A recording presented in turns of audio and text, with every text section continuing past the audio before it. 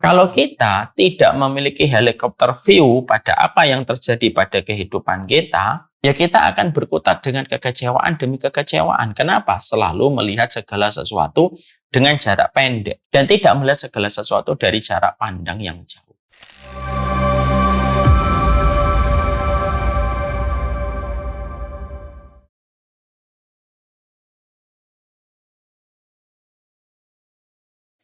Bismillah. Assalamualaikum warahmatullahi wabarakatuh. Innal hamdalillah wassalatu wassalamu ala Rasulillah wa ala alihi wa sahbihi wa man tabi'ahum bi ihsan ila yaumil qiyamah. Kepada seluruh para penuntut ilmu, kepada seluruh partisipan yang hadir pada kesempatan hari ini, semoga Allah memberikan kepada kita sehat fisik dan Allah memberikan kepada kita sehat secara pikiran dan sehat secara mindset kita, atau yang disebut di dalam bahasa sunnah yaitu adalah afiat. Sehat itu adalah sehat fisik kita, kalau afiat itu adalah pola pikir kita. Inilah yang menjadi perhatian kita hari ini. Banyak orang, terkadang mereka mendapatkan kesehatan fisik, tapi belum tentu mendapatkan kesehatan dalam pola pikirnya. Ada orang yang mendapatkan sehat, tetapi belum tentu mendapatkan afiat. Kita berharap kepada seluruh partisipan yang hadir, kita mendapatkan kesehatan secara fisik kita, dan kita mendapatkan afiat. Tentunya ada ikhtiar yang harus dilakukan dan dikerjakan. Semoga Allah memberikan anugerah sehat dan afiat untuk kita. Kita juga berharap bahwasanya kita sebagai partisipan penuntut ilmu yang hadir pada kesempatan hari ini, kita betul-betul mengosongkan gelas kita. Hati kita ini sebagaimana gelas. Gelas yang kosong itu gelas yang mudah menampung berbagai macam ilmu dan manfaat yang akan bermanfaat untuknya. Saya ingin seluruhnya kita, termasuk saya, kita mengosongkan hati kita sebagaimana gelas yang kosong, supaya kita mudah terisi dengan sesuatu yang bermanfaat untuk kita. Kalau ada yang hatinya sebagaimana gelas yang penuh, maka sulit akan merubah kita dan sulit akan mendapatkan perubahan pada diri kita dan kemaslahatan manfaat. Efeknya akan sulit kita dapatkan kalau setiap kita duduk di taman ilmu, kita membawa hati sebagaimana gelas yang penuh. Mari kita kosongkan hati kita, bahwasanya kita ingin mendapatkan manfaat, supaya kita terbebas dari banyak hal-hal yang kurang pada kehidupan kita, dengan petunjuk ilmu yang kita sama-sama terima, yang datang dari Allah dan Rasul-Nya. Inilah yang menjadi keinginan dan semoga menjadi kesadaran kita, sebelum kita membahas banyak ilmu dan nasihat yang disampaikan oleh Allah dan Rasul. Alhamdulillah, bagaimanapun kita selalu bersyukur kepada Allah atas nikmat yang Allah berikan kepada kita. Kita tentunya sangat berdoa semoga kita tidak terkena paham materialisme, bahwasanya kesyukuran itu hanya diberikan kalau kita sudah mendapatkan kenikmatan materialisme dan finansial. Barulah kita bersyukur. Kita tentunya paham sekali bahwasanya Allah telah memberikan kenikmatan kepada kita begitu berlimpah. Walaupun kita memang sering menjadi amnesia terhadap kenikmatan itu. Tapi kita berusaha mengingat kembali. Tidak ada satupun perkara yang kita jumpai, kecuali adalah semua itu merupakan bagian nikmat yang Allah anugerahkan kepada kita. Hati itu justru lapang ketika kita bersyukur, memberi makna pada apa yang telah kita peroleh, memberi arti pada apa yang telah kita dapatkan. Bahagia itu bukan mendapatkan apa yang kita inginkan, tetapi bahagia itu sebenarnya sederhana. Dimulai ketika kita senantiasa bersukacita untuk merasa bergembira terhadap apa yang sudah kita dapatkan. Supaya kita tidak mudah hilang bahagianya, hanya karena satu keinginan yang timbul ketika kita akhirnya hilang kebahagiaannya pada apa yang sudah kita dapatkan. Banyak orang hari ini bahagianya sebentar, lalu akhirnya berganti dengan kegelisahan.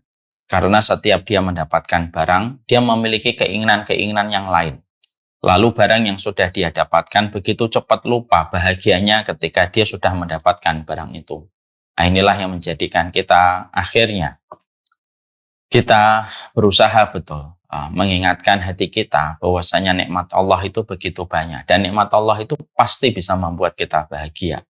Selama kita memberi makna pada setiap apa yang kita peroleh, memberi makna pada setiap kenikmatan yang sudah kita dapatkan. Semoga Allah memberikan hati kita, mencelup hati kita di dalam satu wadah yang disebut dengan wadah kesyukuran kita kepada Allah Subhanahu wa taala.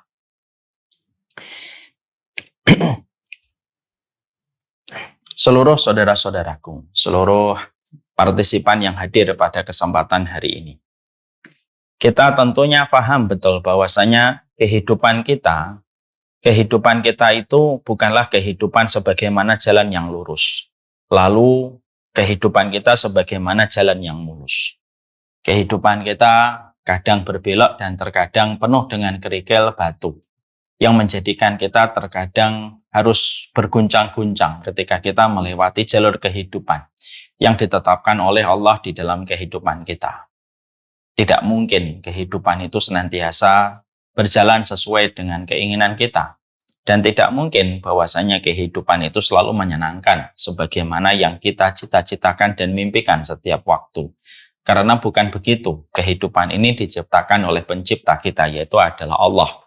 Allah sebagai pencipta pada kehidupan ini, Allah menempatkan bahwasanya kehidupan itu terkadang melewati belokan, kadang melewati turunan, kadang melewati tanjakan, dan kadang kita harus melewati berbagai macam tempat yang tidak mengenakan ketika jalannya rusak, sehingga akhirnya menyebabkan kita di dalam mobil dan di dalam perjalanan itu berguncang.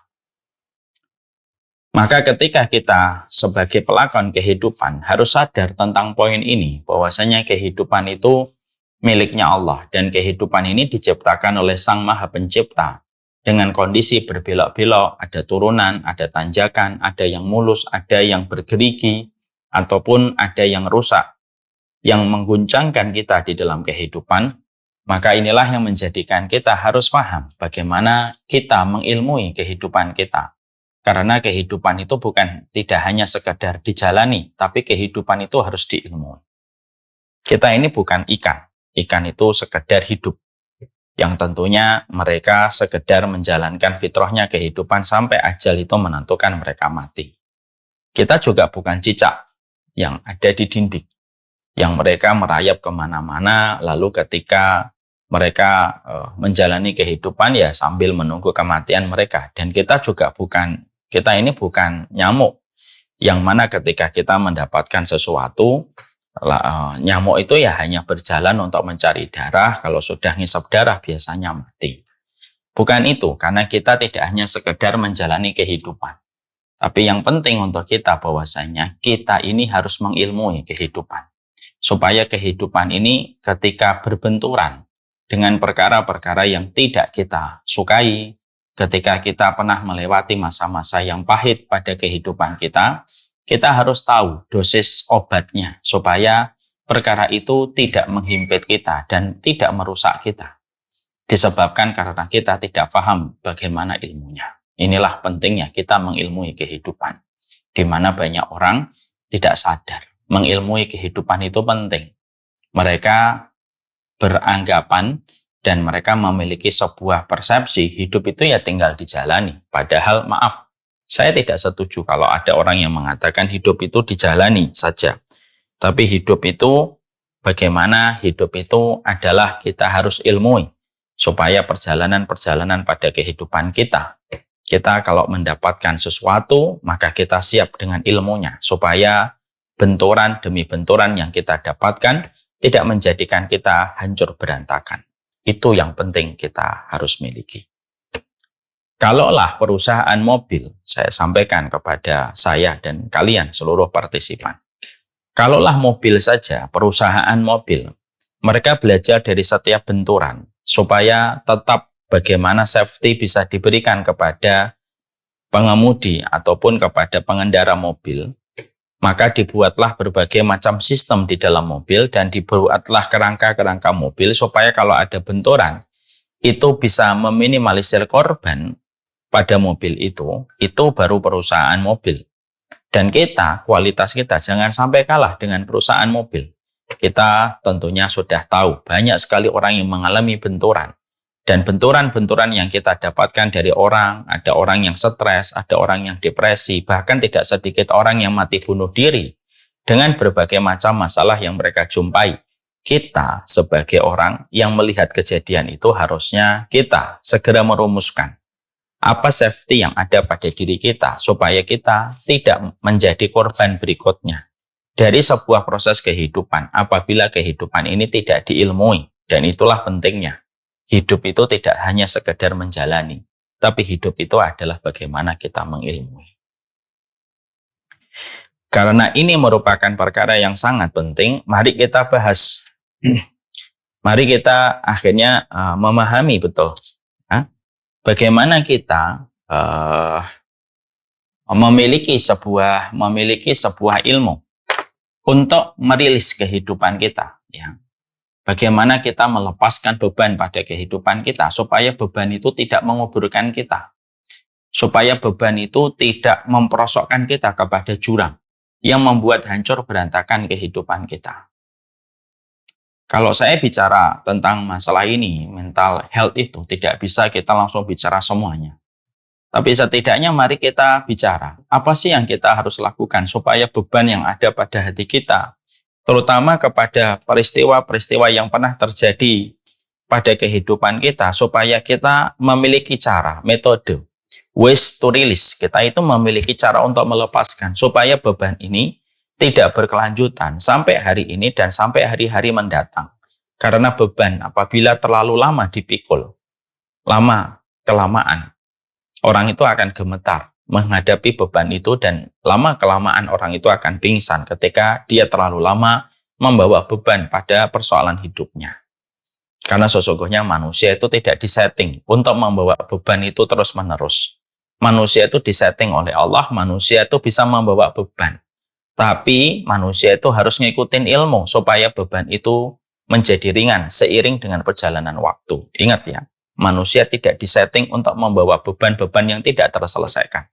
Tapi manusia itu disetting oleh Allah, manusia bisa membawa beban, tapi manusia harus segera mencari ilmu, segera mencari petunjuk supaya dia punya the way to release, dia punya cara untuk melepaskan beban itu, supaya ketika ujian yang lain datang, maka ujian yang sebelumnya sudah terselesaikan. Dan itulah yang kita harus pahami. Saya ambilkan sebuah contoh yang gampang. Bagaimana kita disetting tidak terus-menerus membawa beban. Kita hanya disetting untuk membawa beban pada parsial waktu yang ada. Tapi kita langsung dituntut kalau ada ujian dan beban yang kita miliki itu segera kita nyari petunjuk supaya kita menguraikan beban itu dan tidak lagi menjadi beban kita di masa mendatang. Karena ujian-ujian baru nanti akan siap menghadang kita. Saya ambilkan sebuah contoh. Saya ini kalau memegang handphone saya atau saya memegang iPad saya, kalau hanya memegang 1 menit, saya mampu. Karena memang kita disetting oleh Allah. Defaultnya itu kita bisa menanggung beban kalau 1 menit. 2 menit masih saya mampu. 3 menit mampu, 10 menit masih mampu, setengah jam masih mampu. Tapi lama-kelamaan setelah 1 jam, tangan saya akan gemetar. Lalu saya tidak bisa lagi memikul iPad ini. Karena apa? Karena defaultnya kita selaku manusia itu hanya bisa menanggung beban itu di awal-awal. Lalu setelah itu kekuatan kita pasti akan turun. Siapapun itu, setingkat Mike Tyson, setingkat Habib, setingkat McGregor, itu pun sama.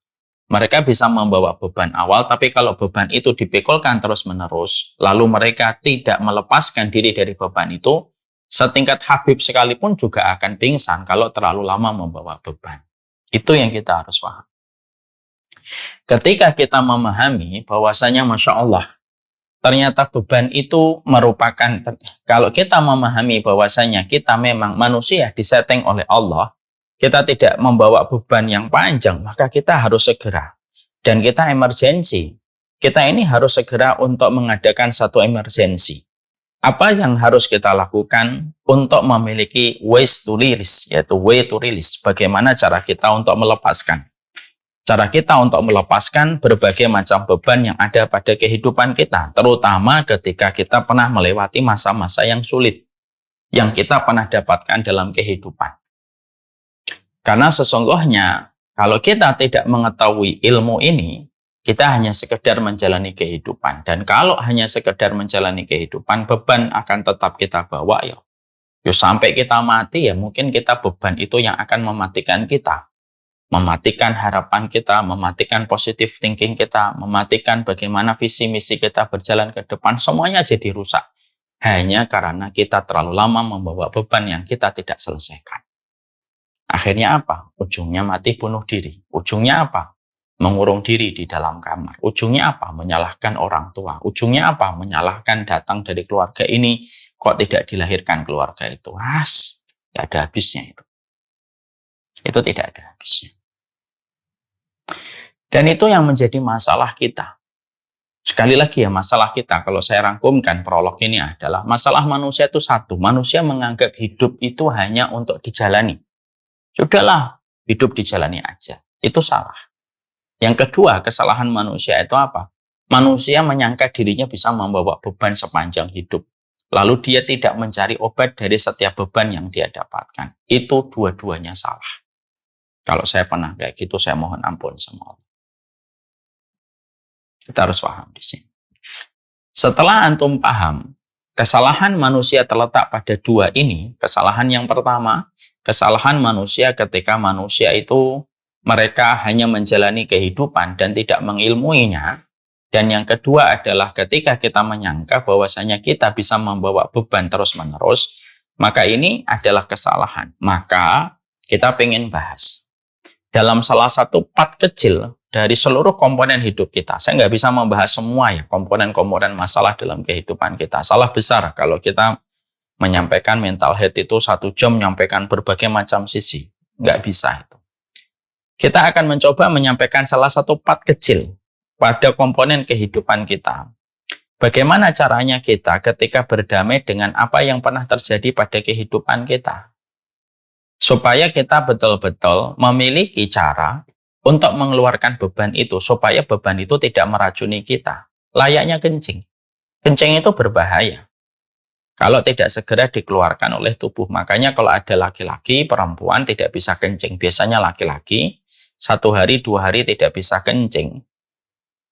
Biasanya apa? Laki-laki dan perempuan yang tidak bisa kencing, laki-laki yang tidak bisa kencing harus segera dioperasi. Karena yang sangat dikhawatirkan ya air kencing itu nanti akan meracuni organ tubuh dalamnya. Itulah bahayanya beban kalau kita tidak berusaha melepaskan.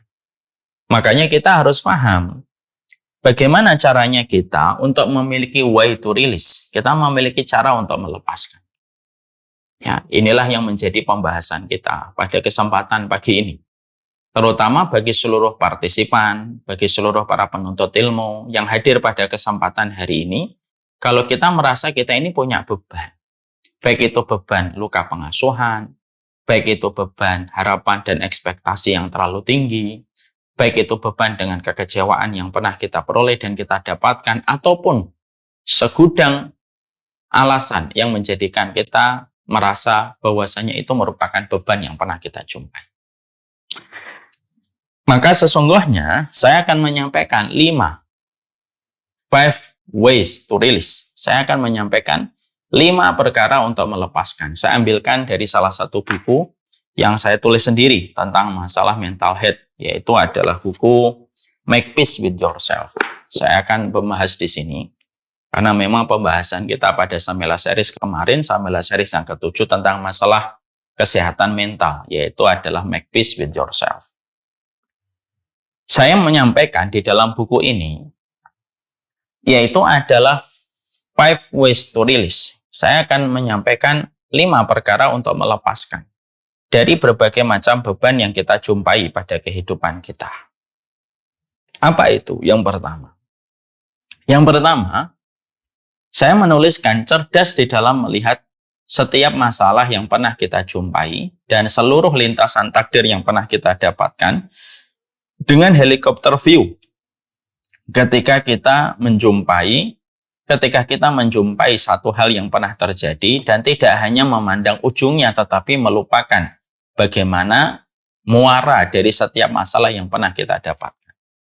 Biasanya dalam bahasa psikologi itu mereka menyebutnya dengan kata helicopter view atau eagle view.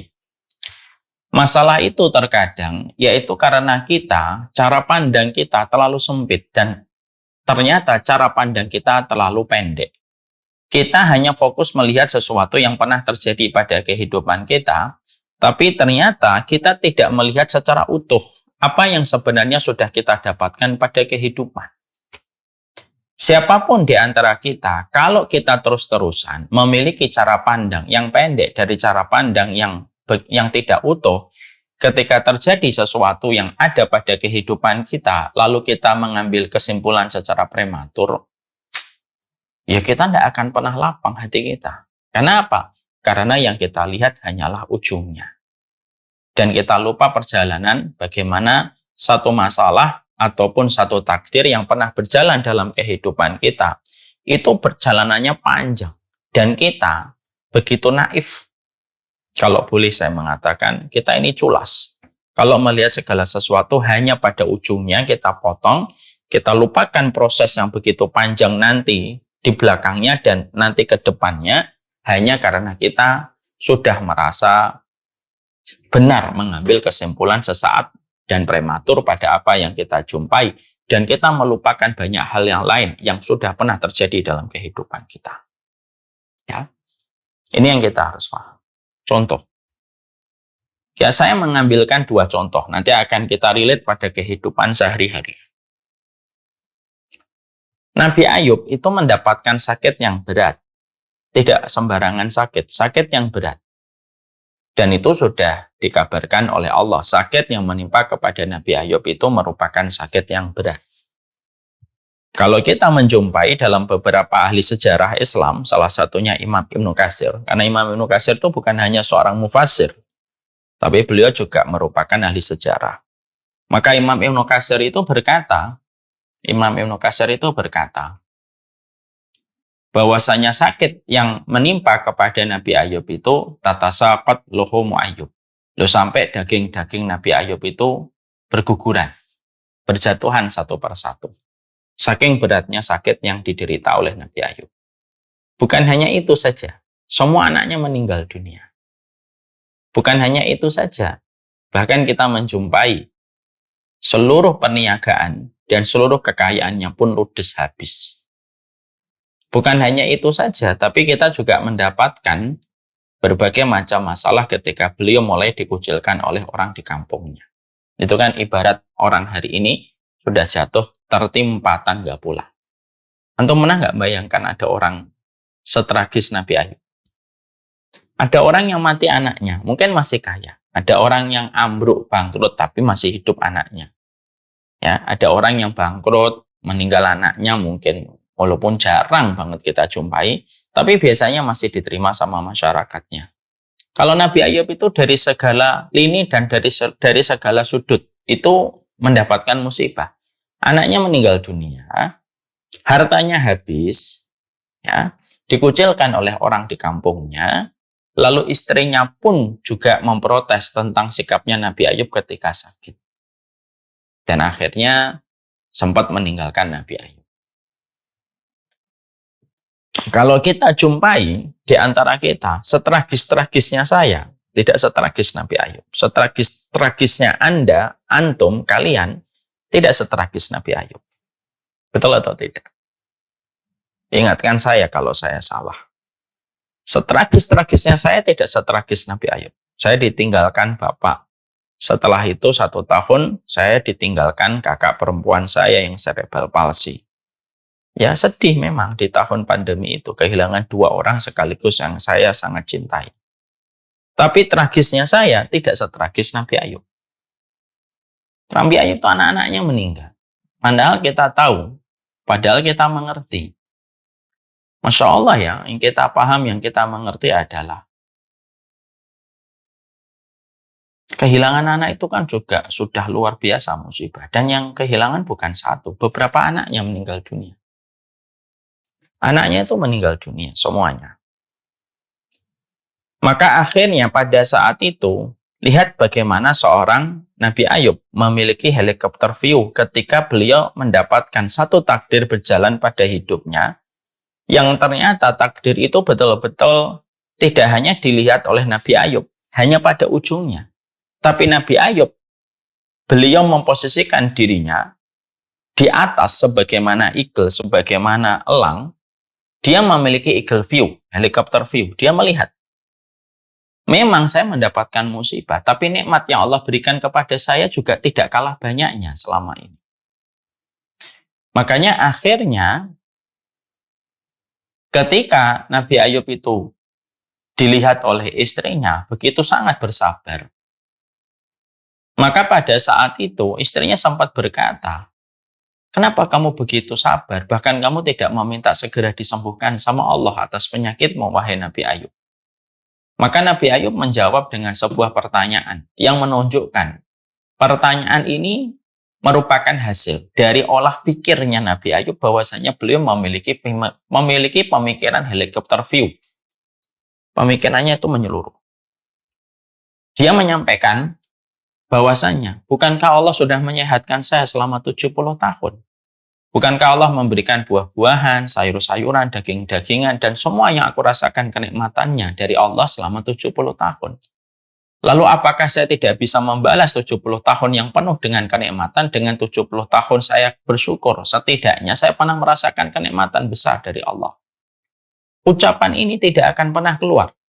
Ucapan ini tidak akan pernah keluar. Kecuali karena orang memiliki helikopter view pada apa yang dia dapatkan ketika dia bertemu dengan takdir yang tragis. Setragis itu nasib yang didapatkan oleh Nabi Ayub, itu pun tidak menjadikan Nabi Ayub terkubur, tidak menjadikan Nabi Ayub terpuruk. Dia tidak menyalahkan siapapun. Dia tidak menyalahkan Allah, dia tidak menyalahkan fulan, tidak menyalahkan makhluk. Tapi yang beliau lakukan adalah beliau tetap merasa bahagia karena beliau ingat memorinya. Dia pernah dibahagiakan oleh Allah 70 tahun. Selama hidupnya, di awal beliau hidup sebelum beliau merasakan sakit pada usia 70 tahun. Ini namanya eagle view. Lah, kisah itu berulang kepada Nabi Ayubnya umat Muhammad SAW. Antum tahu, kalian tahu siapa itu Nabi Ayubnya umat Rasulullah? Nabi Ayubnya umat Rasulullah itu adalah seseorang yang bernama Abu Kilabah. Abu Kilabah. Ini orang-orang hidup ya. Ini supaya kita paham bahwasanya realita hati kita itu hidup kalau kita selalu melihat kehidupan orang solih yang telah berjibaku dalam ujian hidupnya, walaupun mereka sudah meninggal dunia. Tapi kisah kehidupan mereka itu menghidupkan hati kita. Ya. Ya, makanya maaf ya, jangan suka ngelihat orang-orang hidup dengan bergelimang harta. Mati hati kita kalau ngelihat itu terus-menerus. Mari kita kembali ke topik. Abu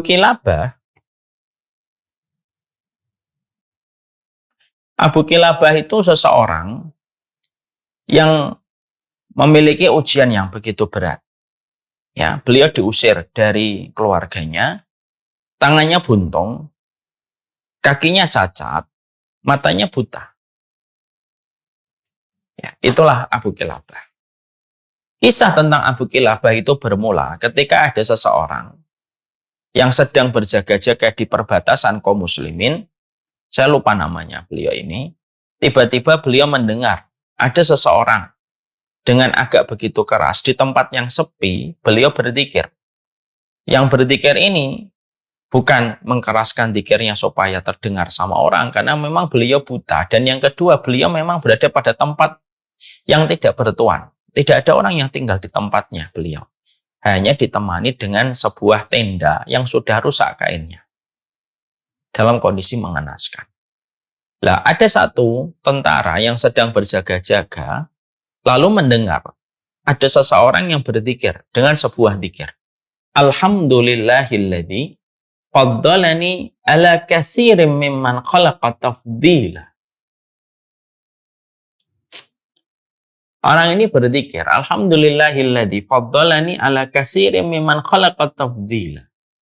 Ya Allah, terima kasih ya Allah. Segala puji bagi Engkau yang telah menciptakan aku dengan penciptaan di atas rata-rata makhluk yang Engkau ciptakan. Ketika orang ini mendengar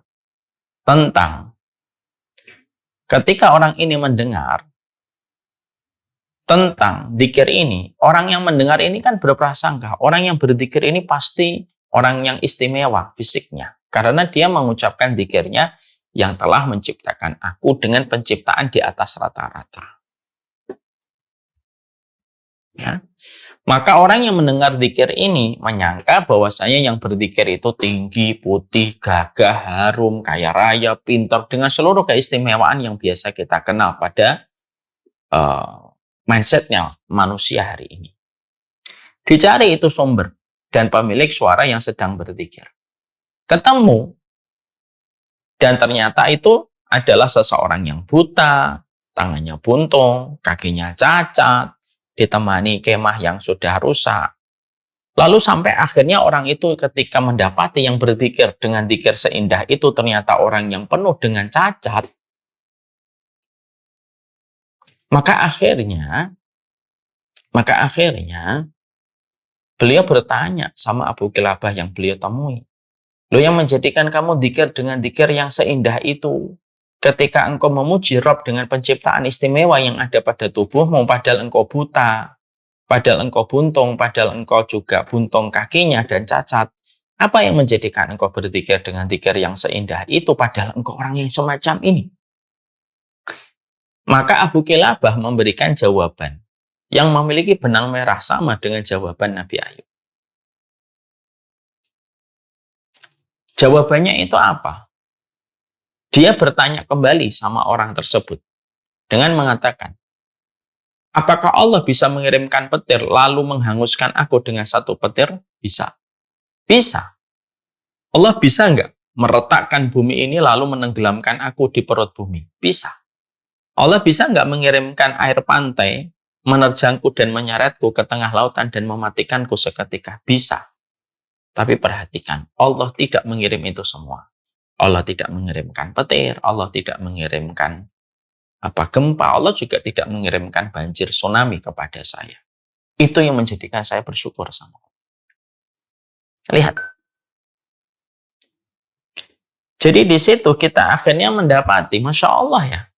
Jadi Abu Kilabah ketika kondisinya sudah setragis itu, seorang Abu Kilabah itu sudah setragis itu pun masih bisa membaca dengan helikopter view-nya. Dia membaca dengan helikopter view. Helikopter view itulah yang menjadikan akhirnya, Masya Allah, akhirnya Abu Kilabah memiliki kelapangan hati. Abu Kilabah memiliki kelapangan hati. Sehingga dia tidak terbunuh oleh pikiran dia sendiri. Sehingga akhirnya Abu Kilabah tetap bisa tersenyum. Dan dia tetap bisa ridho. Keridhaan itu nampak sekali pada apa yang beliau lafadzkan ketika beliau berzikir kepada Allah. Alhamdulillahilladzi faddalani ala katsirin mimman khalaqa tafdila. Ya, segala puji bagi Allah yang telah memberikan penciptaan pada diriku dengan penciptaan yang istimewa di atas rata-rata. Loh, ini loh yang kita harus perlukan. My brother and my sister, saudara-saudaraku. Terkadang kita itu teracuni oleh pikiran kita sendiri. Ketika kita pada kehidupan sering sekali kita tidak memiliki helikopter view pada setiap apa yang pernah terjadi pada kehidupan kita, lalu kita hanya berkutat pada ujungnya, tapi kita lupa sebelum ujung itu apa dan setelah ujung itu nanti apa. Lalu kita terpenjara oleh pikiran kita sendiri, lalu kita mikirnya itu dari sudut pandang yang kita lihat. Kita ngikutin perasaan kita dan mata kita ya, kita terus akan salah. Ada orang merasa, saya luka pengasuhan, saya inner child. Gitu. Oke lah, anggap ini benar. Tapi apakah kamu tahu bahwasannya mungkin orang tuamu tidak ideal dan tidak sempurna? Ketika orang tuamu itu mungkin tidak sesuai ekspektasi yang kamu inginkan, tapi bisa jadi ekspektasi yang kamu inginkan itu karena kamu melihat teman-temanmu lalu membandingkan orang tuamu dengan orang tua tetanggamu dan orang tua sahabatmu. Atau bisa jadi kamu mendapatkan inner child, memang betul inner child yang kamu peroleh, tapi maaf, apakah orang tua kita 24 jam itu terus mendolimi kita, ataukah mereka tetap memberikan kepada kita kehidupan, tetap mendoakan kita tanpa kita sadari, tetap melahirkan kita, tetap untuk memelihara dan merawat kita di dalam rumahnya, dan tidak membuang kita di bawah jembatan, tetap memberikan susu, tetap memberikan apa yang menjadi kebutuhan kita. Bukankah juga masih ada lain yang kita harus lihat selain dari luka kekecewaan yang kita dapatkan dari orang tua kita? Memang betul, orang tuamu dalam masalah itu mengecewakan. Tapi coba deh, jangan melihatnya dari depan, tapi melihatnya dari atas. Mungkin kalau kamu melihat dari atas, kamu akan melihat orang tuamu yang sampai ketiduran di jalan ketika mencarikan uang untuk dirimu. Walaupun mungkin ketika pulang ke rumah dia letih dan akhirnya sering marah sama dirimu. Oke, saya maklum. Itu mungkin terjadi.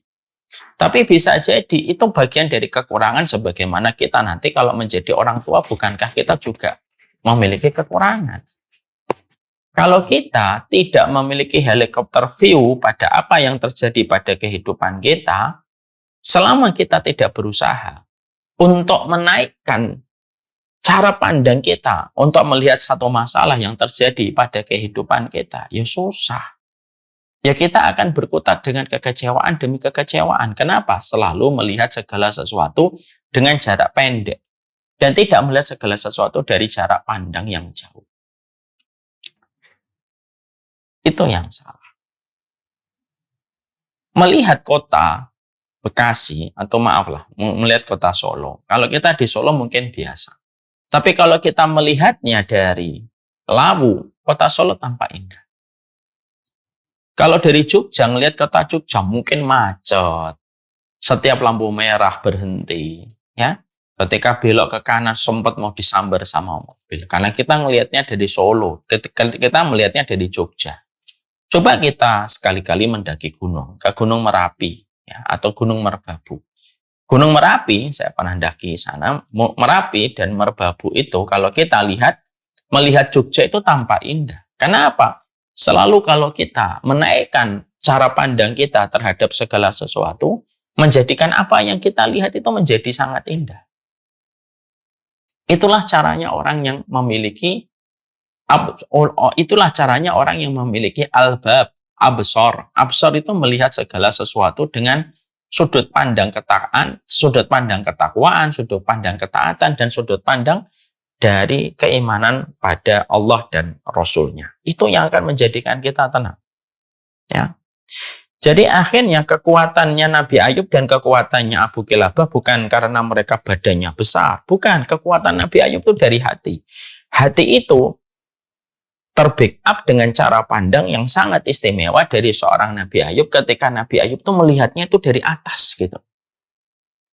Siapa orang yang berhak dengan mental illness, dengan seluruh dengan seluruh hal yang ada pada mental illness itu?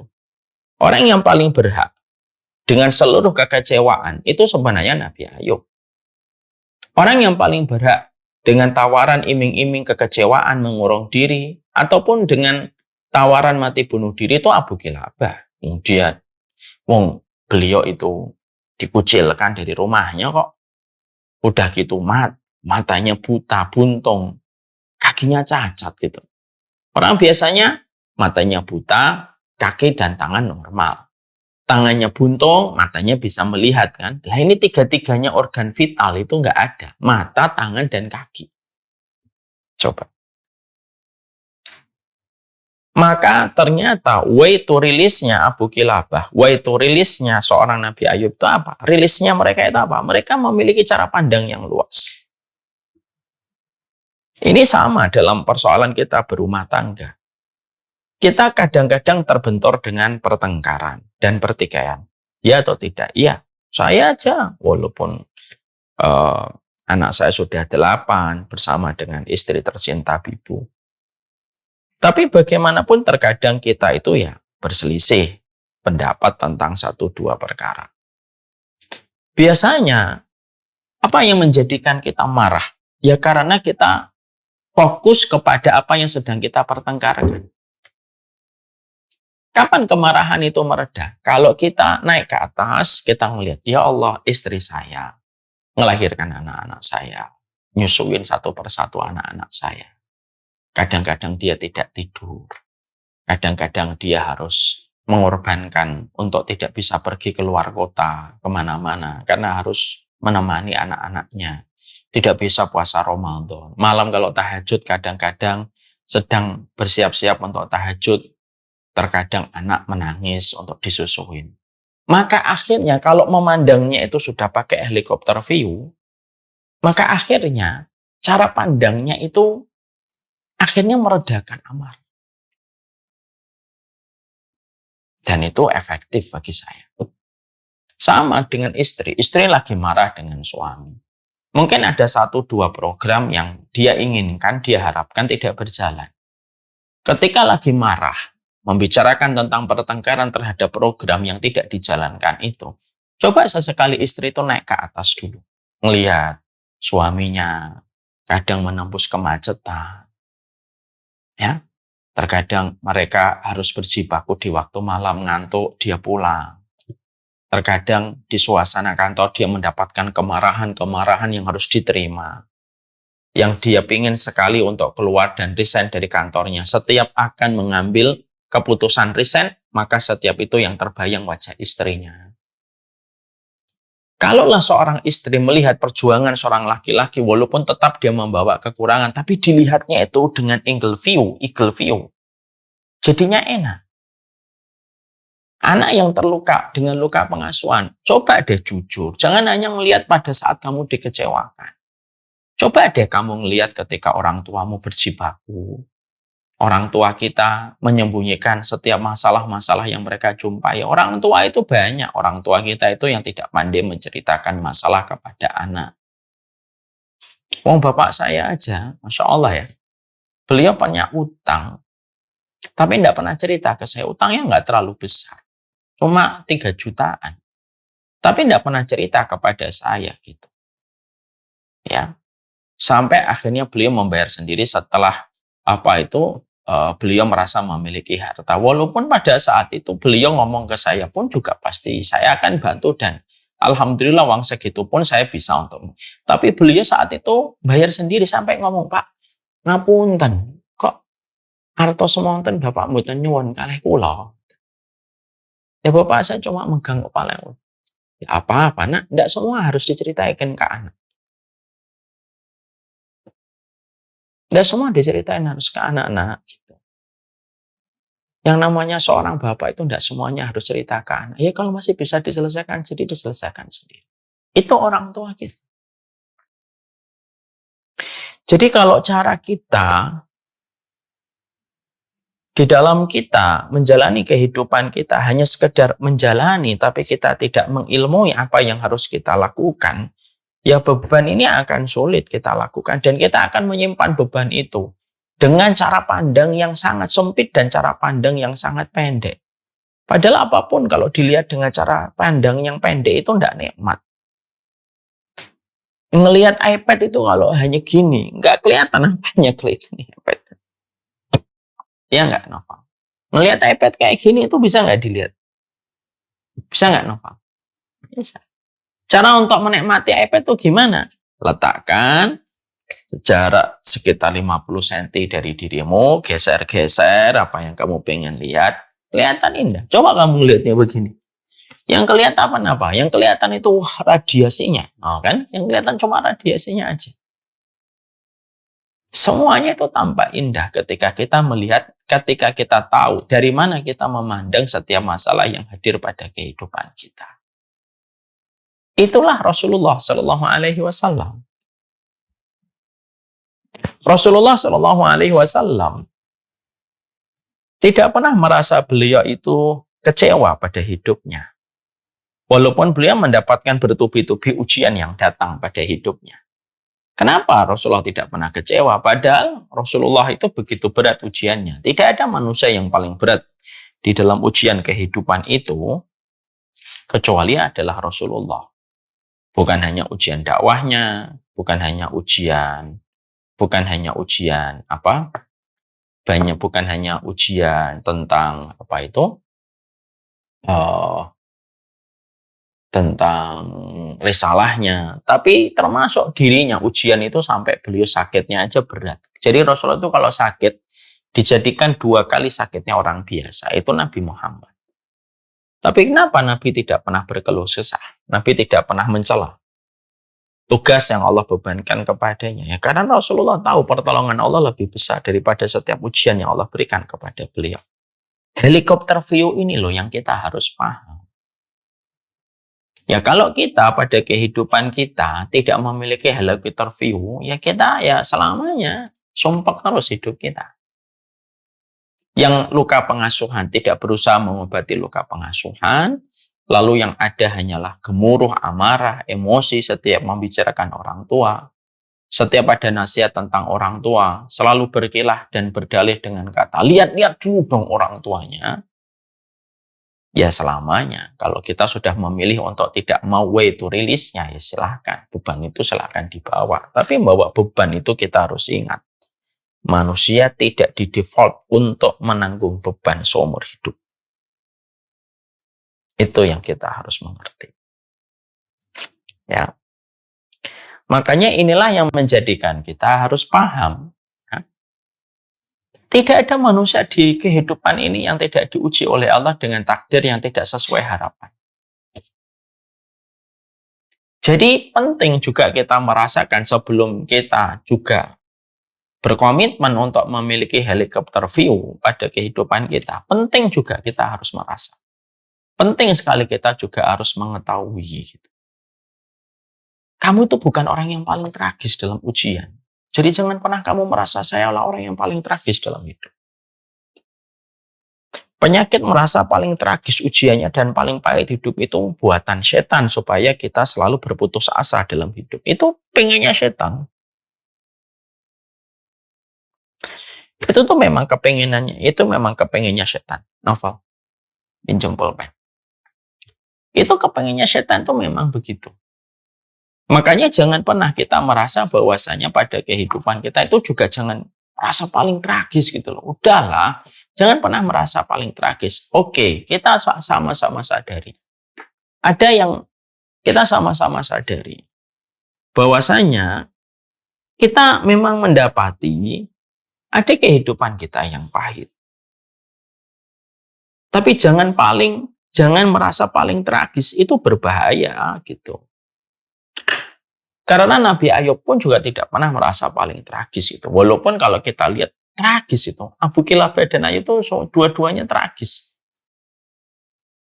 Ya. Dan mereka tidak pernah menempatkan diri mereka itu menjadi korban. Ya, saya ini korban dari ketidakidealan dan ketidakadilan kehidupan.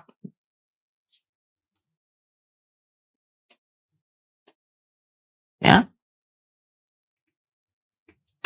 Jadi Nabi Ayub dan Nabi Abu Kilabah tidak pernah mereka itu merasa saya korban nih, saya korban dari keluarga yang mengucilkan saya. Abu Kilabah tidak pernah mengatakan itu. Nabi Ayub juga tidak pernah mengatakan saya ini korban dari ketetapan takdir yang memang tidak adil untuk saya. Tidak pernah. Hatta Nabi Yusuf sekalipun. Nabi Yusuf tidak pernah menempatkan dirinya sebagai korban. Karena helikopter view yang kita harus miliki pada hidup itu, karena helikopter view yang kita hadapi dalam kehidupan itu,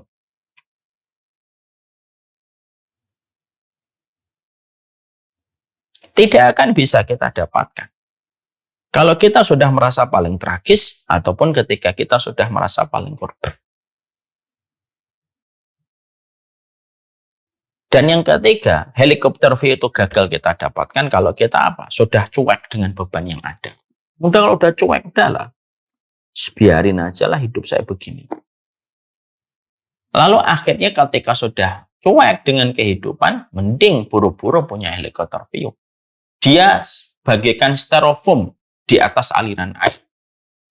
Aliran mana yang mengambilnya, dia itu akan ikut. Akhirnya apa kalau sudah cuek dengan beban masalahnya? Ketemu orang pakai narkoba, ya akhirnya jadi user. Ketemu lesbian, menganggap bahwasanya dengan cara lesbi itu bisa untuk menampilkan kekecewaan, ya jadi lesbi. Ketemu gay, ya jadi gay. Kenapa? Kalau sudah cuek, yang kita sebut dengan kata apatis dia. Udah jadi apatis dia. Makanya akhirnya gagalnya manusia untuk memiliki helikopter view pada kehidupan itu ya di situ. Makanya maaf ya, yang kita harus paham adalah yang meracuni kita itu siapa? Pikiran kita sendiri kok. Bukan pikiran orang. Pikiran kita yang ditumpangi oleh setan. Akhirnya apa? Orang tidak punya helikopter view, mengambil kesimpulannya adalah kesimpulan yang sifatnya kesimpulannya itu prematur. Ya akhirnya tidak punya Google View. Dan kalau saya melihat, ya, belajar dari pengalaman diri ataupun kita melihat orang lain, ya, orang itu biasanya gagal pada saat itu dengan memiliki helikopter view pada kehidupan mereka itu kenapa? Ya tadi, sudah merasa paling tragis. Kalau sudah merasa paling tragis, susah. Makanya maaf ya, saya itu kadang-kadang gini. Kalau lagi ada perselisihan pertikaian dengan istri misal, saya lalu tuh ngasih narasi ke pikiran saya gitu. Narasinya apa? Ada orang, wahai Umar Mita, yang lebih solih daripada kamu, jauh lebih taat daripada kamu, wahai Umar Mita, tapi mendapatkan istri yang jauh lebih buruk daripada istrimu hari ini. Siapa itu? Nabi Nuh. Jauh lebih mulia daripada saya. Jauh lebih taat daripada saya. Bahkan sebenarnya tidak bisa dijadikan bandingan antara saya dengan Nabi Nuh. Tapi istrinya jauh lebih buruk daripada istri kita hari ini yang beriman. Istri saya secara ini adalah beriman. Saya pilih karena ketaatannya dengan pakaian jilbab syar'inya, niqabnya dia. Gitu. Itu akhirnya apa? Bisa merilis. Oh iya ya. Gitu.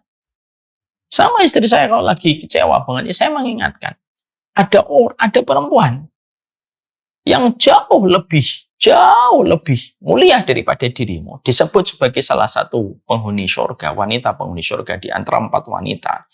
Ada Khadijah, ada Maryam, ya, ada Khadijah, ada Maryam, ada Fatimah, dan yang keempat itu siapa? Aisyah binti Muzaim. Wanita yang jauh lebih beriman daripada dirimu, tapi mendapatkan laki-laki yang jauh lebih brengsek daripada suamimu, yaitu Fir'aun. Itu termasuk salah satu helikopter view. Ya, itu salah satu termasuk helikopter view yang penting. Makanya inilah yang menjadikan kita akhirnya, ya ini yang sering menggagalkan kita untuk memiliki helikopter view. Terus jangan terus-terusan menganggap diri kita sebagai korban. Udahlah. Korban itu hanyalah untuk pecundang yang menganggap dirinya korban terus. Kecuali yang memang betul-betul jadiin korban, misalkan korban perkosaan, itu memang betul-betul korban. Tapi kalau dalam masalah yang kita simpulkan sendiri, jangan terus-terus menganggap kita korban. Nanti apa? Kata korban itu condong mengarahkan kepada sesuatu yang sifatnya itu, vibes-nya itu negatif gitu. Tapi kalau kita akhirnya tidak menempatkan diri kita korban, kita cepat bangkit.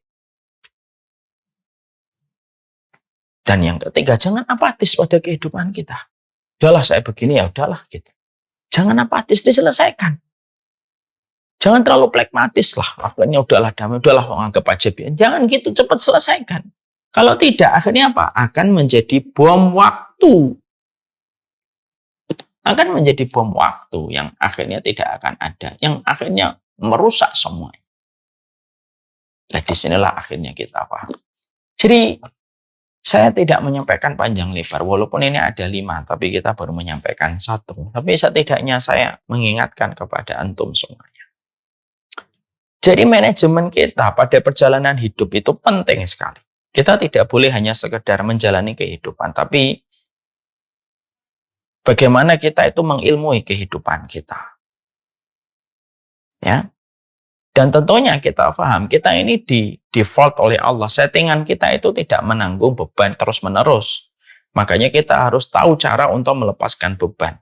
Sebagaimana kencing, tubuh kita itu di-default untuk mengeluarkan kencing, tidak memikul kencing. Kalau kita akhirnya badan kita tidak bisa mengeluarkan kencing, ya bahaya. Pikiran ini kalau nggak bisa ngeluarin beban, ya bahaya banget. Beban itu yang meracuni. Sekali lagi ya, yang meracuni kita itu ya pikiran kita sendiri. Mari kita tutup. Walaupun baru 1 poin ya. Mungkin kalian nanti bisa membaca lebih panjang di dalam buku Make Peace with Yourself. Tapi penting untuk kita harus paham. Yang bisa mengobati kita hanyalah kita. Karena kitalah yang memiliki pikiran itu. Allah turunkan kepada kita ilmu. Salah satunya membebaskan pikiran yang bisa meracuni kita sebagai seorang manusia. Sebagai orang yang harusnya bertakwa kepada Allah. Wassalamualaikum. Alhamdulillahirrahmanirrahim. Ya, bicara tentang mental health itu tidak bisa 1 materi, 1 jam, semuanya materi. Tadi sempat saya baca menyampaikan ini, tidak bisa gitu. Pelan-pelan, karena kita bicara tentang masalah kondisi kejiwaan manusia.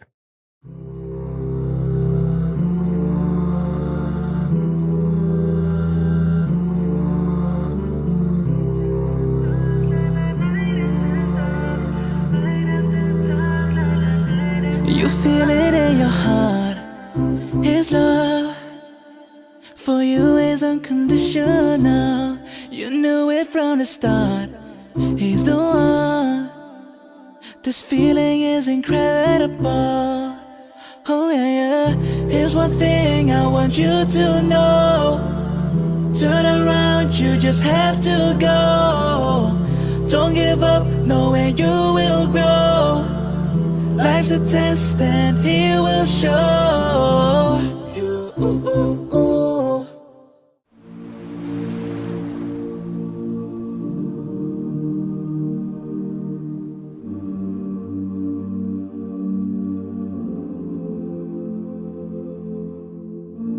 I've been holding for so long, scared I might slip away.